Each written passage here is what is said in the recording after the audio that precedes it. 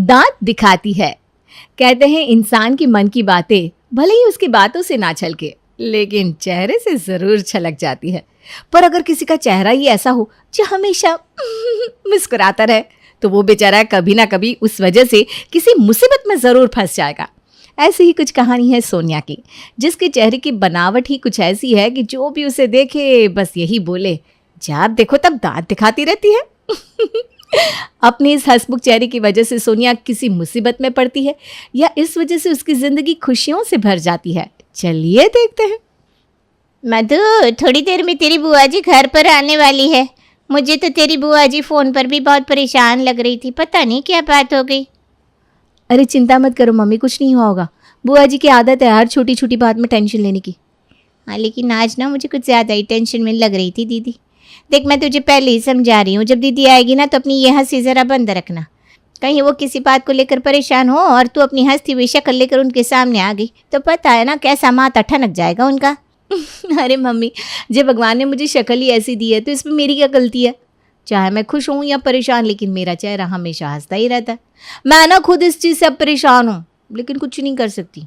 और बुआ जी ये बात जानती है, आप चिंता ना करो, उन्हें बिल्कुल बुरा नहीं लगेगा। थोड़ी देर बाद घर की घंटी बजती है और सोनिया की बुआ जी बड़ा ही परेशान सा चेहरा लेकर उनके घर आती है। ये लीजिए बुआ जी पानी। जीती रहे बेटा, जीती रहे। अरे दीदी, आप तो मुझे कुछ ज़्यादा ही परेशान लग रही हो। ऐसा क्या हो गया? घर में सब ठीक तो है ना? अरे क्या बताऊँ तुझे, कुछ भी ठीक नहीं है। पता है, अभी 2 साल पहले ही केतन की शादी की थी और बहू अब तलाक के लिए बोल रही है। हमने इतना समझाया, लेकिन मजाल है कि किसी की बात सुने। पता नहीं किसने मेरी बहू के कान भर दिए, अपनी हंसती खेलती गृहस्थी को ख़राब कर लिया। बेचारा केतन भी कितना परेशान है। ये तो बहुत ही गलत बात है दीदी। अरे ऐसे थोड़ी ना तलाक हो जाते हैं। तलाक लेना कोई मजाक थोड़ी ना है। बहू को थोड़ा तो सोचना चाहिए। अब चिंता ना करो, मैं, सोनिया और इसके पापा आपके घर आएंगे बहू को समझाने। क्या पता इतने लोग मिलकर बोले तो शायद उसे बात समझ में आ जाए। हाँ बुआ जी, मम्मी बिल्कुल ठीक कह रही हैं। मैं भी ना भाभी से बात करूँगी, उन्हें समझाने की कोशिश करूँगी। वो सब तो ठीक है, लेकिन तू हंस क्यों रही है? यहाँ पर मैं इतनी परेशान होकर ये बात बता रही हूँ और तुझे मेरी बात सुनकर हंसी आ रही है। अरे नहीं बुआ जी, मैं कहाँ हंसी। देख इसे देख, अभी भी हंस रही है। मेरी परेशानी का ज़्यादा मजाक उड़ाना आ रहा है तुझे? हाँ, वो सच्ची कहते हैं, कभी अपनी परेशानी किसी और को बतानी नहीं चाहिए, वरना लोग उस पर हंसते ही है। तू मेरी अपनी भतीजी होकर मेरे दुख पर हंस रही है, शर्म नहीं आती तुझे? अरे बुआ जी, ऐसा कुछ भी नहीं है, मैं आपकी परेशानी पर हंस नहीं रही हूँ। अरे आपकी क्या, मैं तो किसी की बात पर भी नहीं हंस रही हूँ। आपको पता है ना मेरी शक्ल ही ऐसी है। मम्मी आप ही कुछ समझाओ ना बुआ जी को। हाँ दीदी, ये ना। अरे कुछ नहीं सुनना मुझे। यहाँ पर ये सोच कर आई थी कि तुम्हें अपनी परेशानी बताऊंगी तो तुम लोग मेरे बेटे के घर को टूटने से बचाने में मेरी मदद करोगे, लेकिन उल्टा मुझ पर ही हंस रहे हो। जा रही हूँ मैं यहाँ से। अरे नहीं दीदी, ऐसे कुछ नहीं है, आप कहीं मत जाओ। इसकी ना शक्ल ही ऐसी है। अरे तू जा, अपने कमरे में चली जा, यहाँ पर खड़ी मत हो। ये जा रही है दीदी, आप परेशान मत हो, आप बैठो, बताओ मुझे। मधु सोनिया की तरफ आंखें निकाल कर उसे उसके कमरे में भेज देती है। पता नहीं भगवान ने क्या सोचकर मुझे ऐसी शक्ल दी। यार हंसो ना तो भी सबको ऐसा लगता है कि हंस रही हूँ, ऊपर से ये दांत अपने आप बाहर निकल जाते हैं। खामखा बुआ जी का मूड भी खराब हो गया। अब बेचारी सीधी सादी सोनिया तो ये सोचकर परेशान हो रही थी कि उसकी वजह से उसकी बुआ जी का मूड खराब हो गया, लेकिन उसकी बुआ जी के मन में तो अब कुछ और ही बात घर कर गई।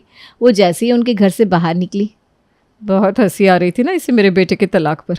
अब देखो, इसका रिश्ता तो मैं ऐसे घर में कराऊंगी जहाँ पर पूरी ज़िंदगी रोती रहेगी। बहुत दांत निकलते हैं ना इसके दूसरों की परेशानी देख देख कर। इसकी अक्ल तो अब मैं ठिकाने लगाऊंगी। शर्माइन बहुत दिन से अपने छोटे लड़के के लिए रिश्ता पूछ रही है। उससे कि छोटे बेटे से इसका रिश्ता करवा देती हूँ। उसकी बड़ी बहू जैसी नकचड़ी है ना, वो इसका अच्छा जीना हराम कर देगी। अब अपनी इस हंसी के चक्कर में बेचारी सोनिया बड़ी मुसीबत में फंस गई, क्योंकि बुआ जी ने जो उसकी शादी ऐसे घर में कराने की ठान ली और अपने भैया भाभी से बात करके उसने सोनिया की शादी उसी घर में करवा भी दी। शादी के कुछ दिन तक तो सोनिया को किसी के बारे में कुछ पता नहीं चला, लेकिन जैसे जैसे अब शादी का समय बीतता है तो घर में सब लोग कैसे हैं वो भी धीरे धीरे पता चलने लगता है। क्या बात है स्वाति, बड़े गुस्से में लग रही हो? किसी ने कुछ कह दिया क्या तुम्हें? किस पे भला इतनी हिम्मत जो मुझे कुछ कह दे? मैं तो बस ये सोच रही हूँ कि देवर जी की शादी को इतने दिन हो गए, लेकिन देवरानी जी ने घर का काम करना शुरू नहीं किया। लगता है मुझे ही अब उसे काम के लिए टोकना पड़ेगा। अरे यार, अभी अभी तो उसकी शादी हुई है, और तुम्हें तो पता है जब तक हमारे यहाँ हाथों की मेहंदी नहीं उतरती तब तक बहू घर का काम नहीं करती। बस 1-2 दिन की बात और है, फिर तो सोनिया भी तुम्हारे साथ घर में सब काम करेगी। अरे वो तो करना ही पड़ेगा ना, मैं यहाँ पर कोई नौकरानी थोड़ी ना हूँ जो घर का काम अकेले करूँगी। अरे हाँ बाबा हाँ, तुम्हें किसने कहा कि तुम घर की नौकरानी हो? अरे तुम तो इस घर की रानी हो, तुम्हारे बिना ये घर घर थोड़ी ना लगता है। अच्छा चलो, मुझे ऑफिस जाने में देर हो रही है, मैं निकलता हूँ। स्वाति तो सोनिया के हाथों की मेहंदी उतरने से पहले ही उससे घर का काम करवाने की फिराक में थी। अब जैसे ही 2-3 दिन बाद सोनिया के हाथों की मेहंदी उतर गई, तब स्वाति ने उसे काम के लिए टोक दिया। मम्मी जी, अब तो घर में आपकी दूसरी बहू भी आ गई है, अब भी क्या सारा काम मैं ही करती रहूंगी? उससे बोलो अब वो घर का काम करेगी। अरे बहू, तो इसमें इतना गुस्सा होने वाली क्या बात है? वो तेरी देवरानी है, तू ही बोल दे उससे, वो काम में तेरा हाथ बटा देगी। लेकिन उससे ना ज़रा प्यार से बात करना। अरे तो मैं कब किसी से गुस्से में बात करती हूँ? आप भी ना मम्मी जी, मैं क्यों सोनिया से बेफिजुल में गुस्से से बात करूंगी? स्वाति सोनिया को आवाज़ लगाती है, लेकिन सोनिया बाथरूम में थी तो उसे बाहर आने में थोड़ा टाइम लग जाता है। बाहर आने में किसी को इतना टाइम लगता है क्या? कितनी देर से आवाज़ लगा रही हूँ तुम्हें? नहीं दीदी, मैं वो वॉशरूम में थी ना, तो बाहर आने में टाइम लग गया। ससुराल आते ही बहाने बनाने शुरू कर दिए? नहीं दीदी, मैं बहाने नहीं बना रही हूँ, सच में। अरे देखो तो कैसे मुझे उल्टा जवाब दे रही है। तुम्हें पता नहीं है क्या, मैं तुम्हारी जिठानी हूँ, अपनी जिठानी से जबान लड़ा रही हूँ और ऊपर से इतना कुछ सुनने के बाद भी हंस रही हो। अरे थोड़ी सी भी शर्म है कि नहीं तुम्हारे अंदर? नहीं दीदी, मैं हंस नहीं रही हूँ, वो तो मेरी। ये मेरी वेरी बंद करो, मेरा और मम्मी जी का चाय पीने का मन कर रहा है, और आज तक हमने कभी तुम्हारे हाथ की चाय भी नहीं पी, तो हमारे लिए चाय ही बना दो। और हाँ, हमें मीठा बिल्कुल भी पसंद नहीं है, तो मीठा बिल्कुल नाप तोल कर डालना। और अपनी गंदी सी हंसी बंद करो, तुम्हें देख देख कर ही ना गुस्सा आ रहा है मुझे। ठीक है दीदी। सोनिया चाय बनाने के लिए किचन में जाती है। यार, ये कैसे घर में शादी करा दी बुआ जी ने मेरी। मुझे तो लगा था बुआ जी शादी करवा रही है तो बहुत ही अच्छी घर में करवा रही होगी, लेकिन यहाँ तो मेरी चिठानी आग का गोला है, इनसे तो बचकर रहना पड़ेगा। ऊपर से मेरी ये हंसी मुझे ना हर जगह फंसवा देती है। परेशान हो गई हूँ इनसे तो मैं। सोनिया अपनी सास और जेठानी के लिए चाय बनाकर लेकर आती है, तभी उनके घर पर उनकी चाची सास मोहिनी आ जाती है। हे भगवान, ये यहाँ पर कहाँ से टपक गई? जब भी आती है मेरा दिमाग खराब करके जाती है। लगता है मैंने बिना बताए घर आकर आप लोगों को डिस्टर्ब कर दिया है। कोई बात नहीं, अगर अपनों को डिस्टर्ब नहीं करूंगी तो और किसे करूंगी, है ना स्वाति बहू? जी जी चाची जी। ये जी जी चाची जी क्या लगा रखा है? बड़ों के पैर छूले भूल गई है क्या? और ऐसी ही तेरी देवरानी हाथ में चाय की ट्रे लेकर खड़ी है, लेकिन ये नहीं कि चाची जी आई है तो जरा उनके पैर छू लूं। छू रही हूँ चाची जी, छू रही हूँ, छूने का मौका तो दीजिए।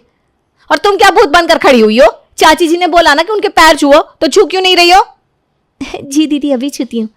सोनिया अपनी चाची सास से ज़्यादा अपनी जेठानी से इतनी डर जाती है कि वो अपनी चाची सास के पैर छूने के चक्कर में चाय की ट्रे टेबल पर रखे बिना ही उनके पैर छूने के लिए झुक जाती है, और सारी की सारी गर्मा गर्म चाय चाची सास की साड़ी पर गिर जाती है। अरे अरे, ये क्या किया बहू तूने? गर्मा गर्म चाय मेरी साड़ी पर गिरा दी। वो तो अच्छा है कि चाय ज्यादा गर्म नहीं थी, वरना मुझे तो तू जला ही देती। अरे अब यहाँ क्या खड़ी है? जा जाकर जल्दी से मेरी साड़ी साफ करने के लिए कोई गीला कपड़ा लेकर आ। जी जी चाची जी। एक मिनट, एक तो तूने मेरी साड़ी पर चाय गिरा दी, ऊपर से अब हंस रही है। हंस रही हूँ? नहीं तो चाची जी, मैं कहाँ हंस रही हूँ।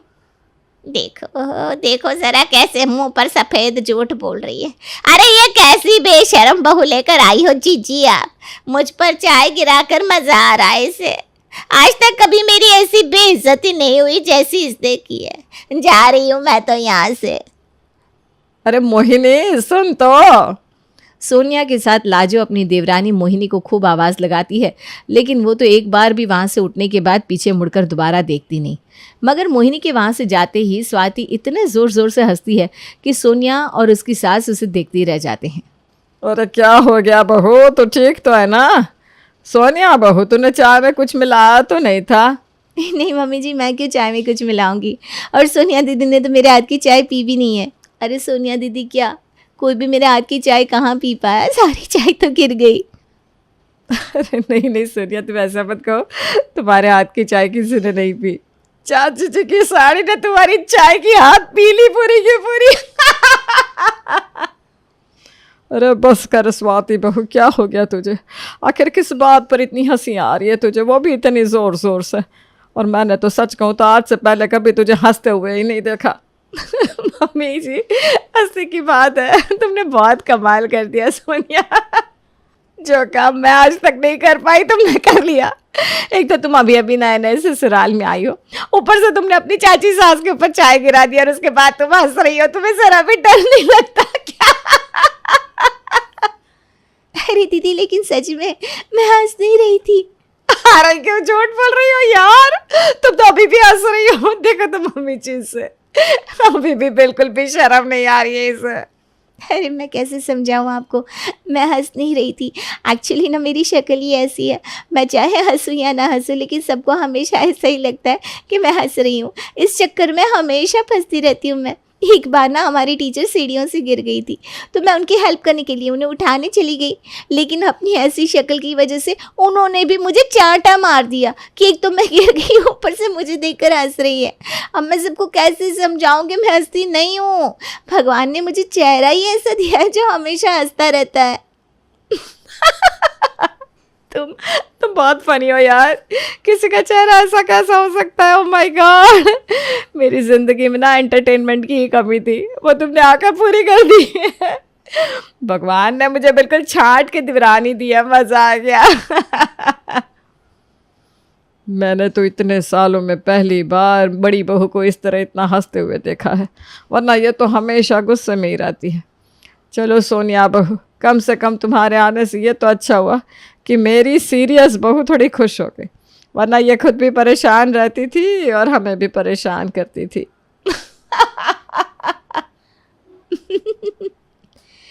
स्वाति एक बार फिर सोनिया के चेहरे की तरफ देखती है और उसकी शक्ल देखती है, उसे फिर से हंसी आ जाती है।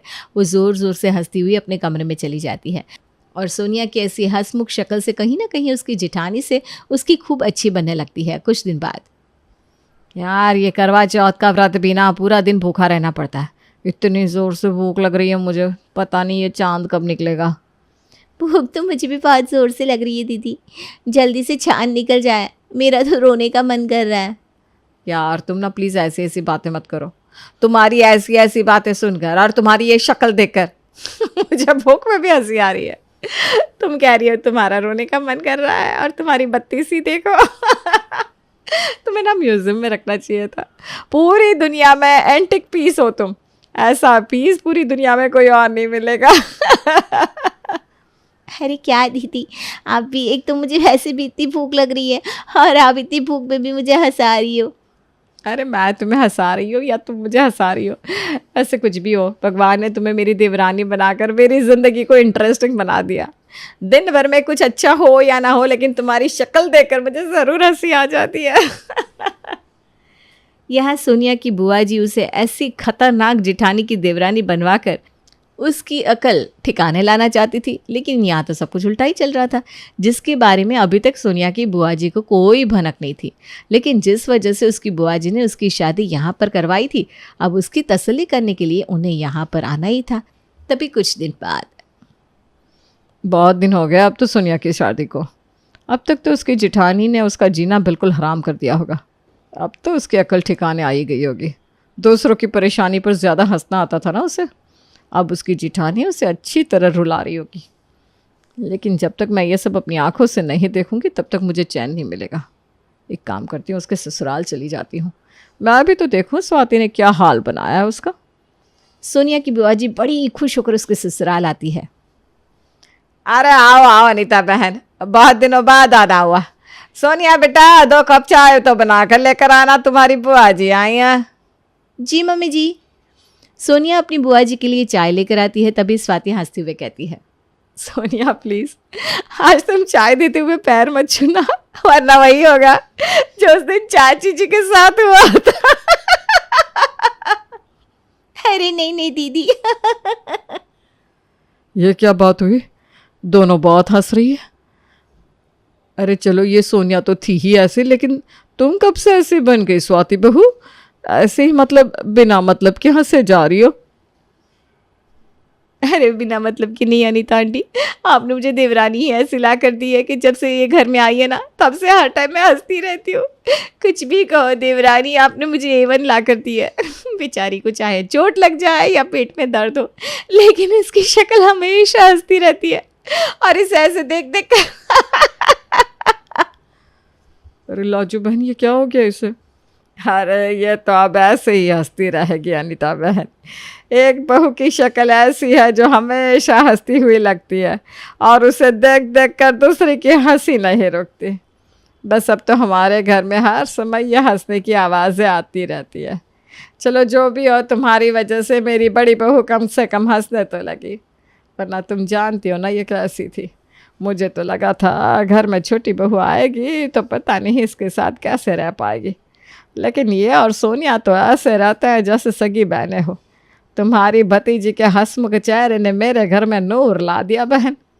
हाँ, अब सोनिया के ससुराल वालों के मुंह से ये बातें सुनकर बेचारी उसकी बुआ जी की तो सारी प्लानिंग ही बर्बाद हो गई, और सोनिया के चेहरे पर फिर से वही हंसी देखकर उसकी बुआ जी तो अपना माथा पकड़े वहाँ से थोड़ी देर में ही 9 2 11 हो गई।